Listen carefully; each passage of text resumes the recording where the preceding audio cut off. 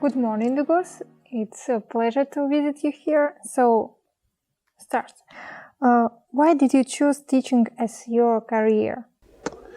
I didn't so much choose teaching as it chose me. I grew up in a family of teachers, and both my parents are teachers. And so growing up, I heard conversations about methods, about curriculum, about discipline around the dinner table. And so I saw teaching as intellectual work. I saw it as a noble profession.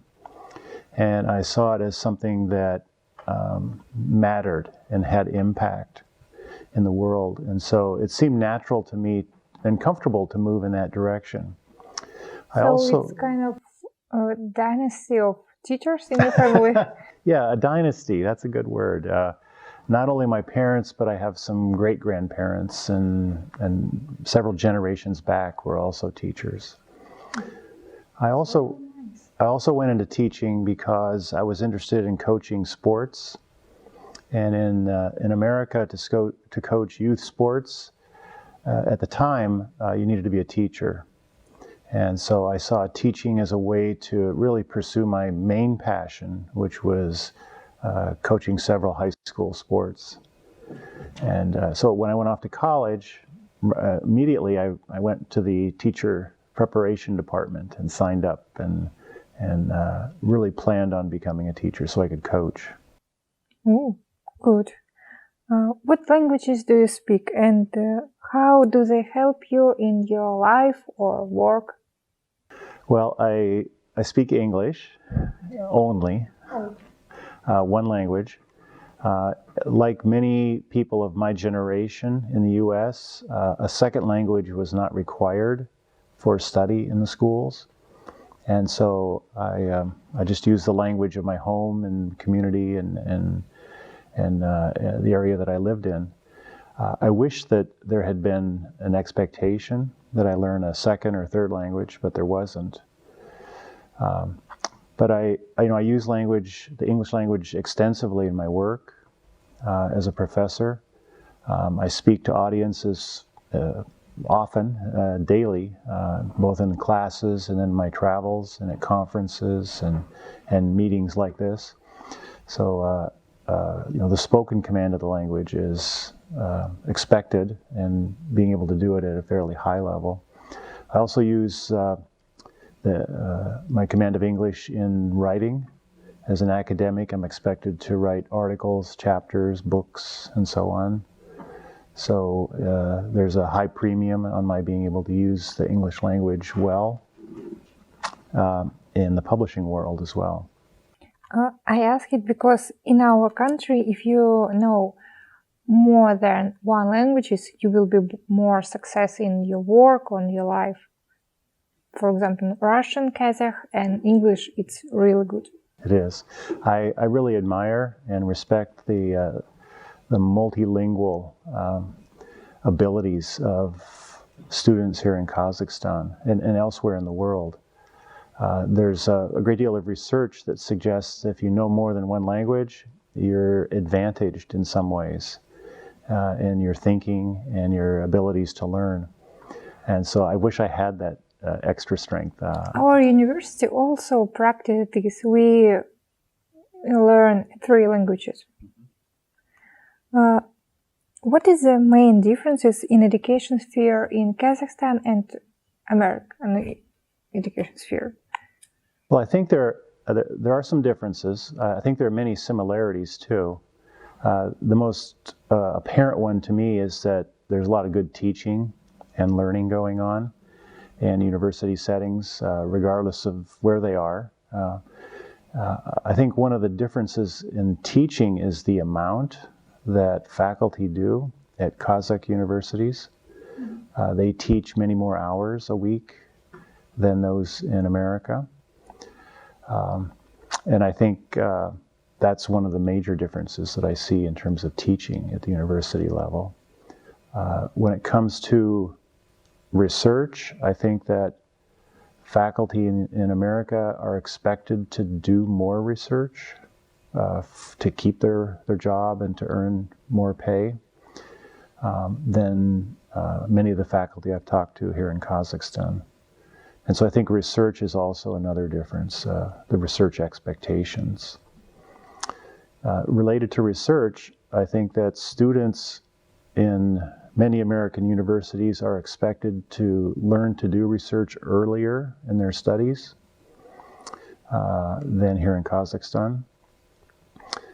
Based on the conversations I've had, research is more a part of the master's and doctoral studies in the universities, whereas many U.S. universities and departments expect students from the first semester to begin learning to do research, collect data, analyze it, and so forth.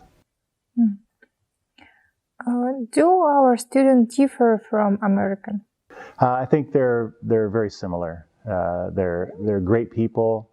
They're motivated. They're friendly, smart, and so I don't see lots of differences between Kazakh and American students. I think in general people share much more than they differ, especially young people who are really excited about themselves and the future and the opportunities that they have. I think the only differences might exist in the language abilities.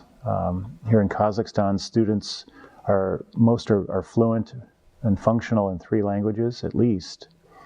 And in the U.S., you wouldn't find that as much. You might see some people who are bilingual, but many who are monolingual, speaking only one language competently. It's really nice to hear. How often do you work with foreign language students? Well, the graduate students I work with have been from all over the world. Students from Turkey, India, China, many other countries. And so early on in my career, I worked with students from all over the world at the graduate level. It's a good experience, I think. It is. I've made many good friends, and in those friendships, professional friendships, they've broadened my thinking. They've introduced me to new ideas. I've gotten to do a little traveling, such as coming to Kazakhstan and other countries, and helped me to see teaching and learning and research in new ways. And I know I've benefited. I hope they have as well from these exchanges among people who've grown up in different places on the planet. So, is it your first visit in Kazakhstan? This is my first visit to Kazakhstan, and I love it. Congratulations. What are your impressions about our country? I am very impressed with Kazakhstan. Geographically, it's beautiful. I love the mountains. I love the steppes. Each have their own beauty, and I think they work nicely together. You will be only in Uсть-Каменогорск or in another city? I've been in Almaty, spent almost a week there, and then 4 weeks here in Uсть-Каменогорск, and then I'll be 1 week in Nur-Sultan. And so those will be the 3 locations that I'll have the opportunity to see the geography, experience some of the cuisine and the culture and the people as well. What do you think is necessary for our university to success in training future leaders? Well, you know that it's our... It's kind of your mission, our your mission, I think. Yeah. So I think that training leaders for the 21st century involves many things. And from my point of view as a professor, I think one of the more important things for leaders to learn to do is to conduct research. Collecting evidence, knowing how to interpret it and communicate it well, and communicate it convincingly so you can persuade others is one of the more important skills that leaders need to learn. it's easier for someone to be emotional and kind of lead in a intense way, but it takes more knowledge and skill to be the kind of leader who patiently gathers information, analyzes it, and then uses it to persuade other people and influence them. And regardless of what field you go into, say journalism, you have to have the ability to use information to persuade your employees, your colleagues, and your bosses. And so I think that's one of the most important things for leaders of the 21st century to learn to do. Yes, I think so. What would you wish to our teachers, students, and president? Well, I wish everyone the very best in the next 25 years and beyond. I wish you the best in preparing leaders who can do all the demands that are put on leadership today, and I suspect even more so in the future.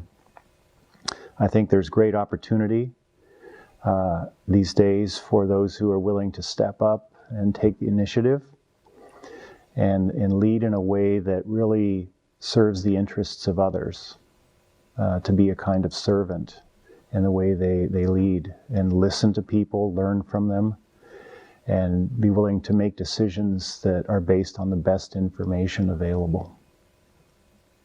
Thank you